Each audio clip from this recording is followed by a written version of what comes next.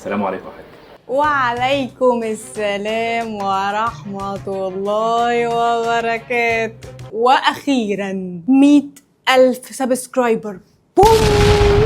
1 2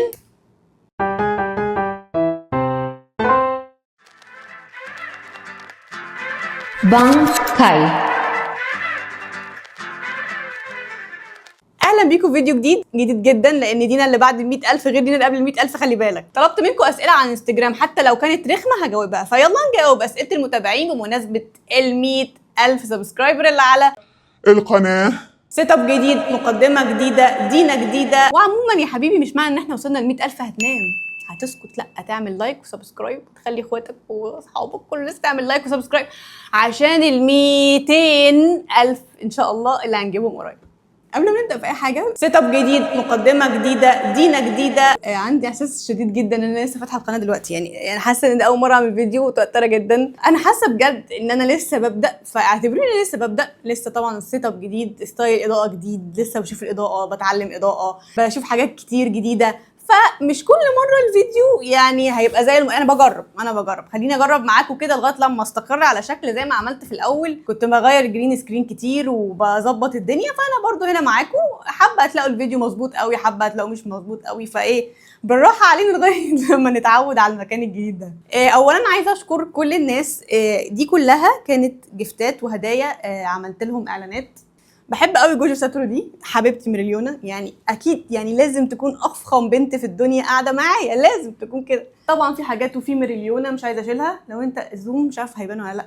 السلسله دي كانت جايه لي هديه من ايجي اوتاكو، فاول مره شفته في ايفنت كان اسمه جابان، كان اول مره اشوف في حياتي اصلا. فعموما واحده واحده معايا، وما اسمعش كلمه دينا القديم او رجعي القديم او دينا شكلك احلى كان، لا لا لا لا، مفيش الكلام ده. احنا قاعدين هنا وهنظبط الدنيا هنا، فمش عايزه اسمع الكلمه دي. فسالت على الانستجرام ان انتوا ممكن تسالوني الاسئله اللي انتوا عايزينها حتى لو رخمه. بصراحه يعني انا كنت قلت لو رخمه كده اللي بهزر، بس فعلا في ناس رخمت عليا جدا، ولكن انا قد التحدي وهجاوب على الاسئله الرخمه دي برخامه.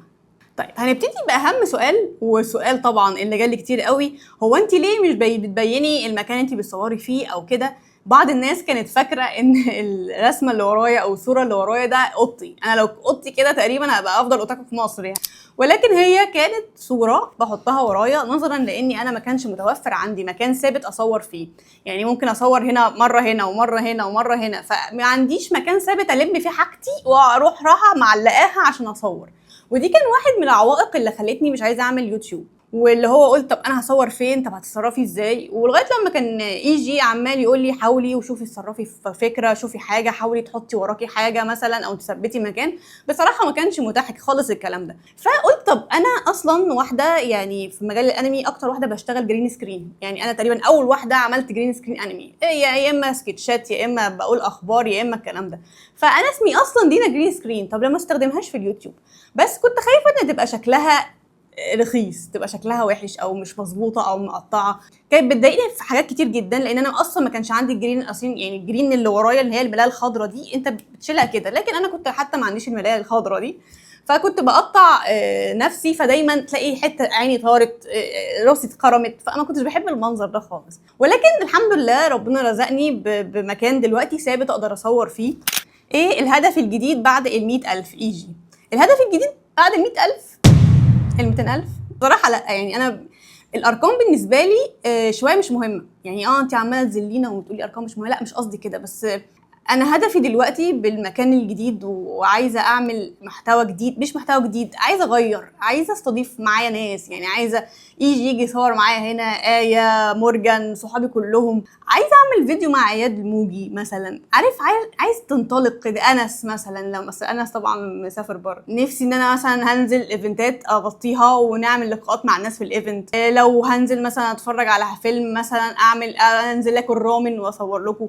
فكل ده في دماغي، انا في دماغي اهداف تانية للتصوير اكتر بكتير من ان انا مثلا عايزه ابقى 200,000 او عايزه ابقى 250. واتمنى يعني ان انا اكون قد كلامي اللي انا بقوله، ان انا ان شاء الله هحاول اقدم حاجه جديده. لو شفتي نفسك هتعملي سبسكرايب لنفسك ولا لا؟ معرفش فهماني. بصي او بص، انا فاهمه السؤال. يعني انا لو انا بقلب ولقيتني هعمل سبسكرايب لنفسي، لا، انا بستثقل نفسي دمي جدا. هل قبل كده فقدت الشغف في الانمي؟ لا، لغايه دلوقتي ما حصلش. هو ممكن الشغف يقل، لكن فقدت خالص ان انا ما اتفرجش، لا بصراحه. ان انا افكر اصلا افتح قناه انمي واتكلم عن الانمي وبتاع، ده معنى كده ان انا في اكستريم شغف. ما اعتقدش انه هينزل، لان انا بغض النظر انا بعتبره طبعا الملاذ من القرف بتاع الدنيا الانمي بالنسبه لي كده، غير ان هو بقى شغلي حرفيا دلوقتي، فما فيش اوبشن ان انا افقد الشغف، دي مش موجوده. بتحبي ايجي اكتر ولا ايه؟ سؤال عبثي، سؤال غريب يعني. الاتنين اخواتي والاتنين بحبهم قد بعض جدا يعني. انتي احلى على الحقيقه ولا في الفيديوهات؟ يا والله العظيم ولا هنا ولا هنا. شكرا. مين هم الناس اللي نفسك تعملي معاهم فيديو؟ اياد الموجي. انا نفسي اعمل حلقه مع اياد الموجي ونشوف فيها كوسبلايرز مع ان اصحابي كلهم كوسبلايرز، بس مش مشكله. انس برضه نفسي اعمل معاه حلقه. اكيد طبعا النجم ايجي، كده كده ايجي ان شاء الله يعني هجيبه وصار معايا هنا يعني. ايجي وايه ان شاء الله انتظروا قريبا، يعني مش قريبا قوي على حسب ظروف شغلهم وكده.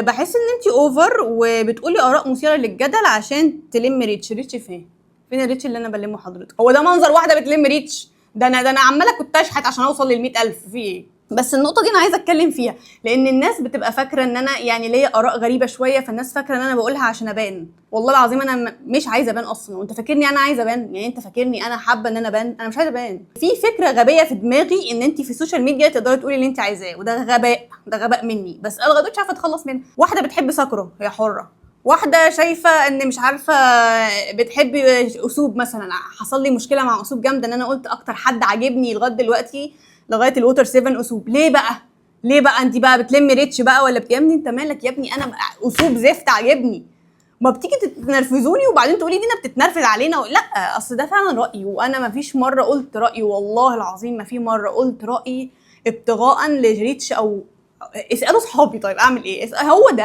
انا ده يعني هعمل اتغير مثلا؟ ليه مش بتحبي النمش؟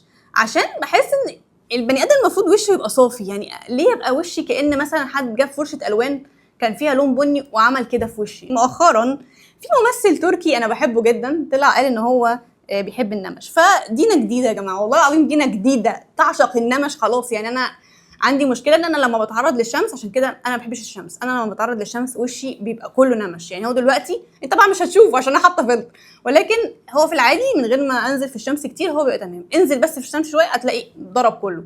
فاوكي خلاص، عشان خاطر الممثل التركي ده فقط هنحب النمش. هل في فيديو حسيتي ان انت كرنج؟ زمان كتير قوي، بالذات في السكتشات حسيت ان انا كرنج. وفي فيديوهات طويله برضه ليه اتجوز مين ومين، ما يعني بحس ان هو كرنج، بس اللي هو بهاف فن يعني. وبعد ما بصوره بحس ان هو كرنج وبقول يعني ليه ما عملتي كده بقى؟ خلاص نزل خلاص، حاولي تتعايشي معاه. اكتر فيديو قصير بتحبيه؟ سبيستون كلها بحبها، فيديوهات سبيستون كلها انا بعشقها، وخصوصا الدبلجه.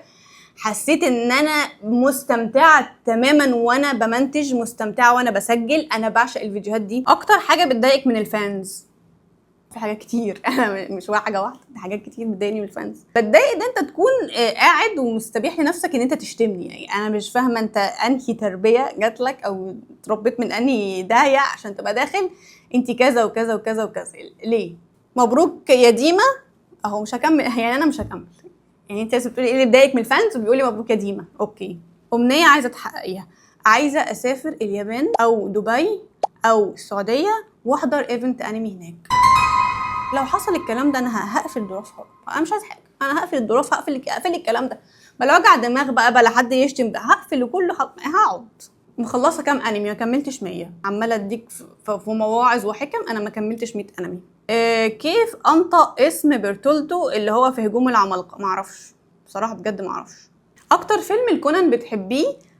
بصراحه انا مش ضليعه في كونان قوي زي ايه. يعني ايه حافظه الافلام وكل حاجه، بس انا كونان يعني علاقتنا حب كده، بس مش اللي هو تركيز، فاهمه؟ يعني ابقى فاكره الاحداث، بحب الشخصيات، بحب الانمي في كل حاجه، ولكن انا مش فاكره. بس انا فاكره الفيلم كان فيه ابستين او لوحه حد روسي، انا مش فاكره ده ايه، بيضه حاجه كده يعني. ده كنت بحبه جدا. اتعلم ياباني من الصفر ازاي؟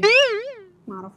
انتوا عارفين ان انا في البيت مسميني دينا معرفش، لان فعلا معرفش هعرف منين؟ انا مش سنسي. نطلع من الانمي شويه. ايه الكي دراما اللي ما قدرتيش تتخطيها؟ باد اند كريزي.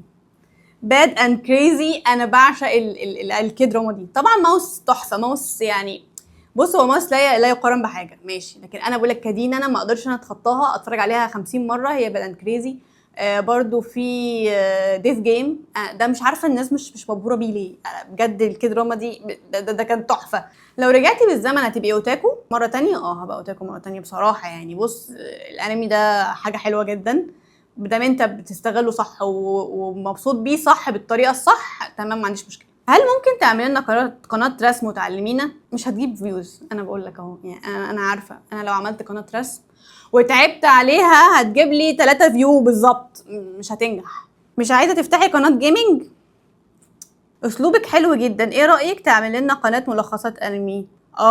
بأمارة اسمه ايه ده، تاكوبي، اللي انا لخصته لكم وجاب 13000 فيو. صوتك حلو قوي يا دينا، صوتك مريح. اعمل لنا ملخصات تانية. فين الفيوز عشان انا اعمل ملخصات تانية؟ والله العظيم انا تعبت في فيديو تاكوبي ده يا اختي. انا قلت ده اقل كلام 20000 فيو، يعني اسكت وانا ساكته. وتعبت وجمعت ميمز عشان مصلحتكم عشان ما تكتئبوش. مفيش فيوز. فانت يعني بجد شغل التلخيص متعب جدا، وخصوصا ان انا معيش مونتير، انا اللي بمنتج وانا اللي بعمل كل حاجه.